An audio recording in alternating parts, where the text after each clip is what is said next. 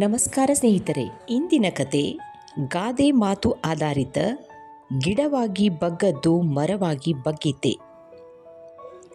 ಒಂದು ಊರಿನಲ್ಲಿ ರಾಮಯ್ಯ ಎಂಬ ರೈತನಿದ್ದನು. ಅವನ ತೋಟದಲ್ಲಿ ಹಲವಾರು ಗಿಡಗಳು ಬೆಳೆದಿದ್ದವು.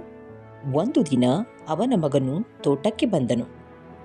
ತೋಟದಲ್ಲಿ ಒಂದು ಚಿಕ್ಕ ಗಿಡ ಬಾಗಿಕೊಂಡಿತ್ತು. ರಾಮಯ್ಯ ಆ ಗಿಡವನ್ನು ನಿಧಾನವಾಗಿ ನೇರವಾಗಿ ಬಾಗಿಸಿ ಕಟ್ಟಿದನು. ಮಗನು ಕೇಳಿದನು, ಅಪ್ಪ, ಈ ಗಿಡವನ್ನು ಏಕೆ ಬಾಗಿಸುತ್ತೀರಿ? ರಾಮಯ್ಯ ನಗುತ್ತಾ ಹೇಳಿದನು, ಇದು ಈಗ ಚಿಕ್ಕ ಗಿಡ, ಈಗಲೇ ನೇರವಾಗಿ ಮಾಡಬೇಕು.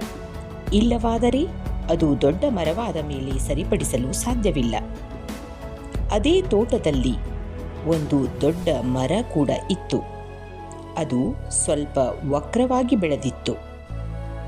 ರಾಮಯ್ಯ ಮಗನಿಗೆ ಹೇಳಿದನು, ಈ ಮರವನ್ನು ಈಗ ಬಾಗಿಸಲು ಸಾಧ್ಯವಿಲ್ಲ, ಅದು ದೊಡ್ಡದಾಗಿದೆ. ಅದನ್ನು ನೋಡಿ ಮಗನಿಗೆ ಅರ್ಥವಾಯಿತು.